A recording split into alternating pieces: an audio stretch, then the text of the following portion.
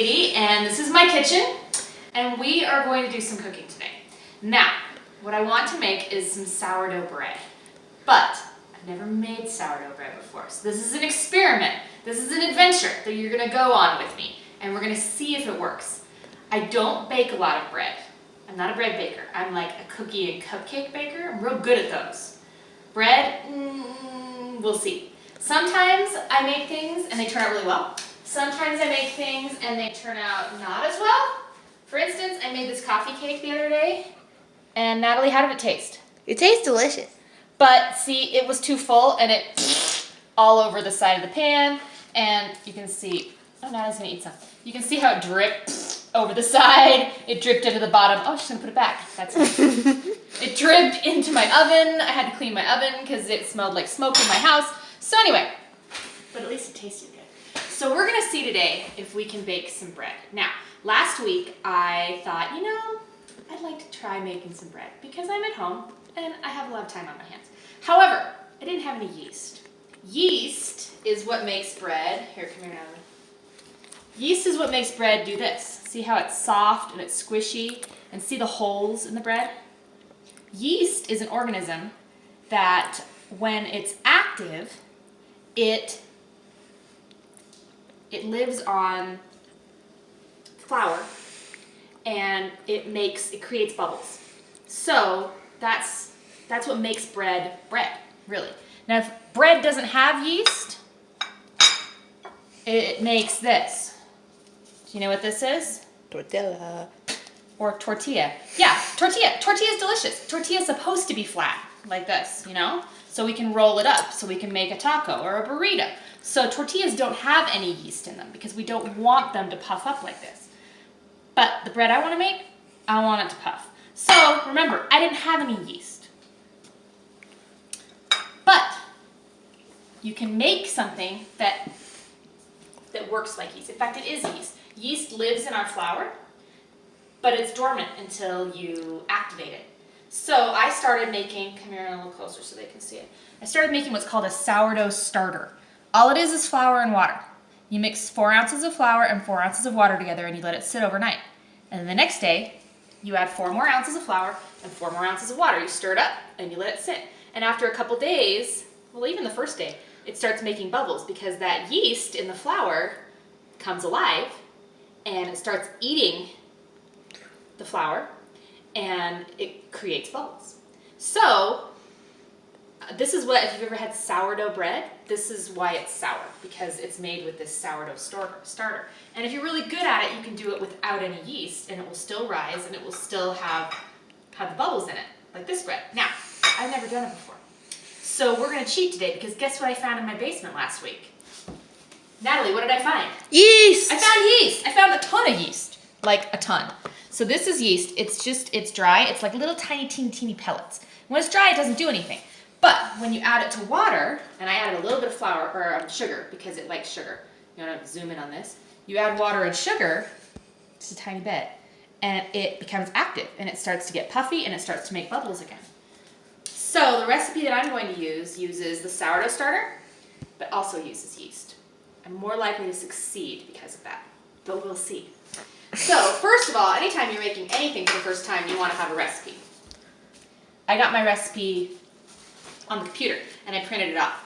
And before you start making anything ever, you want to read the whole recipe so you know what's coming. One time I was going to make some cookies and it had a caramel center and I thought, oh, I'll make this. And I read the recipe and it said, make the caramel for 3 hours. Well, guess what? I didn't have 3 hours, so I went to the store and bought some caramel and I made the cookies. But you never know how long things are going to take until you read the recipe. We're going to be doing this in a couple of different sections because it has to rest and rise a couple of times. So today we have our sourdough starter, which is flour and water that's been ripening. This one's been going for a little over a week. I think its name is Berry. I don't know why, it just is. Here's my original. I keep feeding it and stirring it and putting it over there on the toaster. I made really good pancakes with it, sourdough pancakes. We're also going to use flour. We're going to use the yeast that I already put in the water. And we're going to use the salt that has a little bit of coffee cake in it. But now it doesn't because I took it out. We are going to mix it up in my Bosch mixer. Normally I don't use my Bosch mixer. It was given to me by my mom when she got tired of it. I usually use my other mixer. I'm more comfortable with it. But people who are serious about baking bread use Bosch mixers. So we're going to use, I think the Bosch mixer's name is Big Bertha because it's really powerful. It's a very strange mixer though, because instead of just a regular bowl, it has like well, the gears go in the middle instead of on top. So I'll show you how that works in just a minute. So the recipe says first to, incidentally, I grew up in San Francisco and sourdough is famous in San Francisco. So I'm kind of excited to try this for the first time. The directions say first to combine the water and the yeast, which I already did, and then stir the sourdough starter into the water and yeast. So we're going to put the water and yeast in with the sourdough starter. There's lots of bubbles, which means the yeast is working. And we're going to stir it together. It says it can have a few stringy bits. Once again, my 11-year-old daughter Natalie is my director of cinematography. All right, this is pretty well mixed. So I'm going to pour it into the bowl of Big Bertha here. Without making too big a mess, hopefully. I'm going to add the flour and the salt. And we're going to turn Big Bertha on. I have a set of bowls. I think there are 11 of them, and they all fit inside of each other. And this is the tiniest one, and I never get to use it. But today I put the salt in it. Kind of excited about using it. Thanks. All right, we're gonna put Big Bertha together. We're gonna mix with just the regular beaters for a minute until the dough starts to come together. Okay, it's loud. Be ready.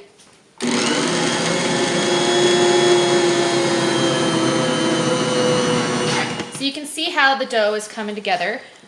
Everything's sticking together. And it smells like yeast. So I'm going to use my hands, and my hands are clean.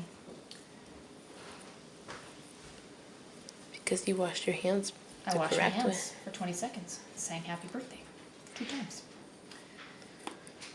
All right, so now that this is together as a dough, I can either take it out and knead it with my hands, but it's going to take 8 minutes, and I don't really want to knead it for 8 minutes. Plus, I have Big Bertha to do my work for me. So we're going to let her do the work.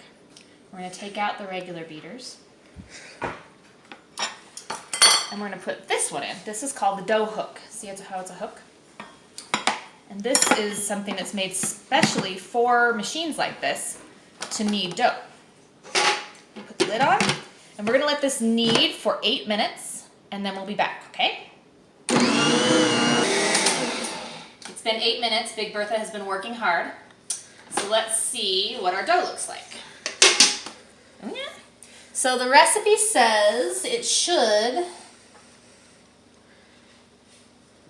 come together into a smooth ball that's slightly tacky to the touch and holds a ball shape in your hand. Take it out. Let's see. Slightly tacky, which means a little bit sticky, but not too sticky. Yeah, it's a little bit sticky. And it should come out and hold a smooth ball in my hand. It's a little sticky. It's supposed to be a little sticky. It is supposed to be a little sticky. Hey, that's not bad. I have this bowl ready. I already sprayed it with Pam. And we're going to put it in the bowl. And we're going to let it rise for an hour and a half, 2 hours. It should get double its size. So remember what it looks like now. And I'm going to cover it with plastic wrap. Loosely. And it needs to rise in a warm place.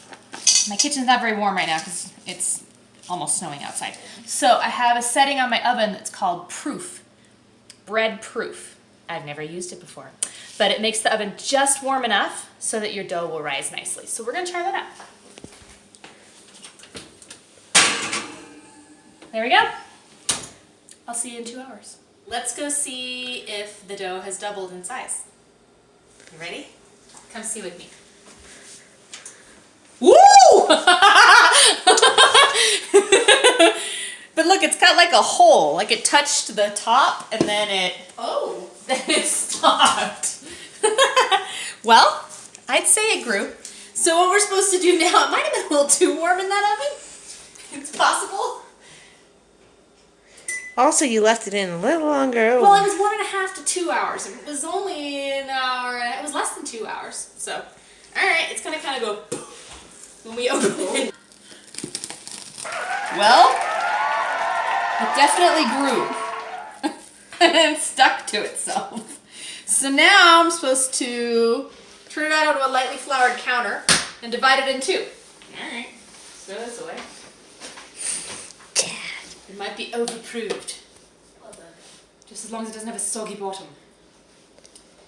Alright, my counter's clean, by the way.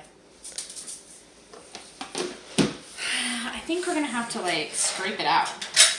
We'll use this lovely spatula that I got in a grab bag at a thrift store. I wasn't even buying this, I was buying something else. Alright, have this.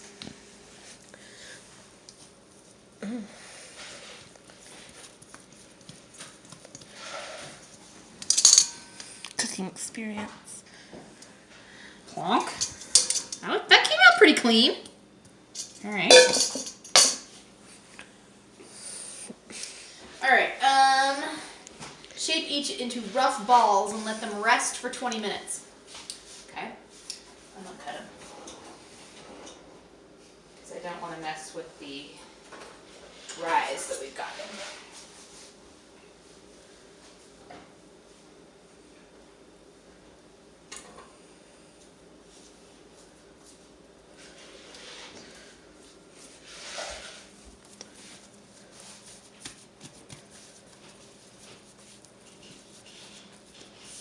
Are you just gonna let them sit on the countertop? Just gonna let it sit on the countertop.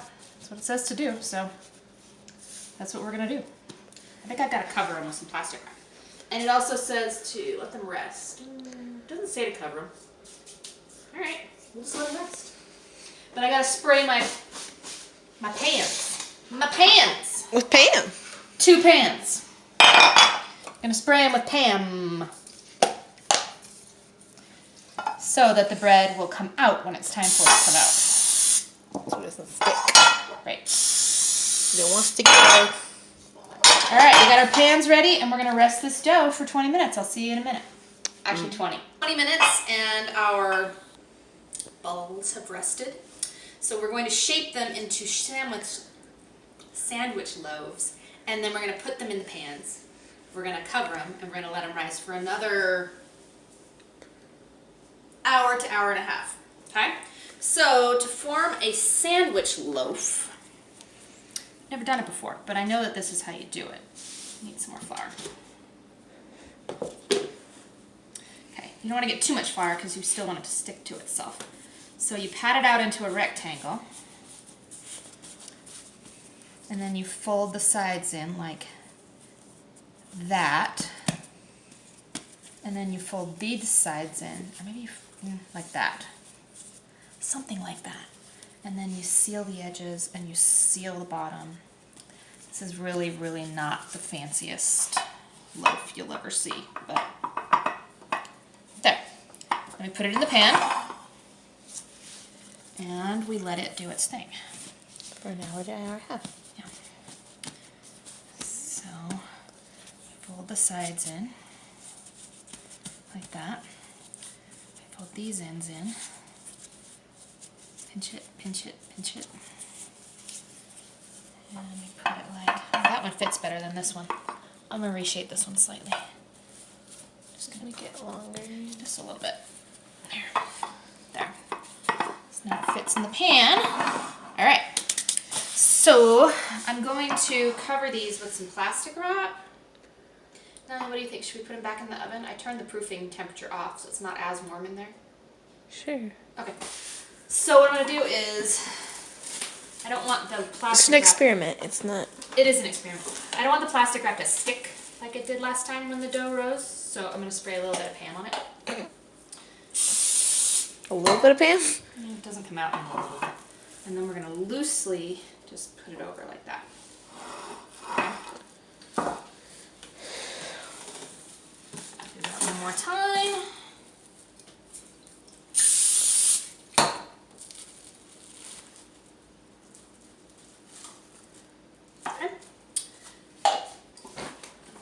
oven for about an hour and we'll come check them again. Yeah, it's still a little warm in here. It's not nearly as warm as it was before. I can see if the loaves have risen. Whoa! Yes, they have. Now I have to preheat the oven. I hope it doesn't fall when I take that plastic wrap off. Preheat the oven to 450 degrees. And I have to take this plastic off carefully so it doesn't deflate the bread. Look at that. Look at that. I mean, come on. Here's another one.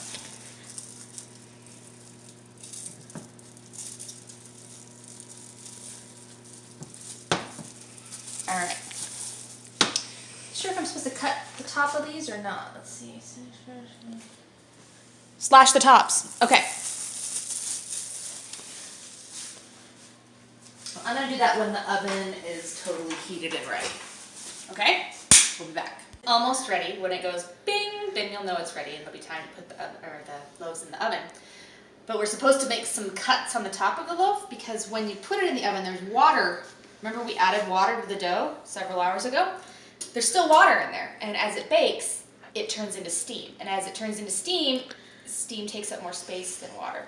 And it needs a place to go. And so if you don't make the cuts for the steam to escape, then it explodes on the side because the steam will escape somehow. It's called a serrated knife. See how it has bumps and ridges? It's used for cutting bread, meat, things that need more of a saw to get through them. So let's see if we can, yeah, that worked. All right, so we gave that one slash. Should we give this one 3 slashes? Yes. I'm not sure if it's slashing it or if it's just kind of poking it, but We'll find out. I guess we will. It's an experiment. It's fun. All right. I don't think it's slashing it, but Well, we'll see. We'll see. Now this goes in for 5 minutes, no, 10 minutes? What was it? It goes in at 450 for a few minutes.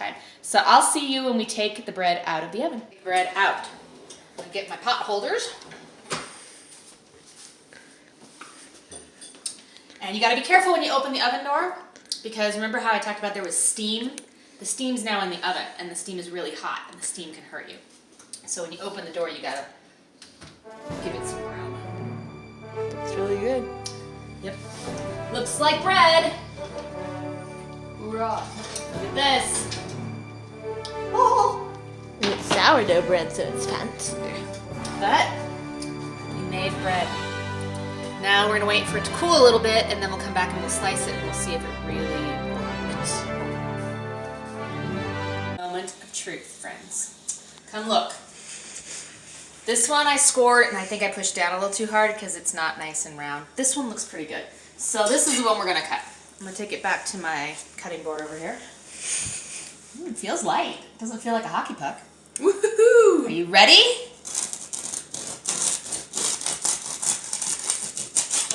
Oh my goodness! I made bread!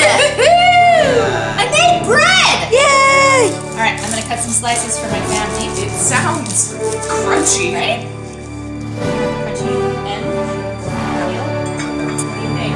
Oh, Anna, that's amazing. Good? Yeah, that's really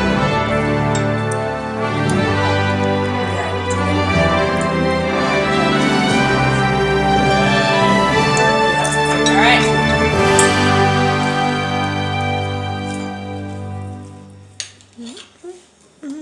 I made bread, friends. Woo! The experiment worked. I'm so proud of us.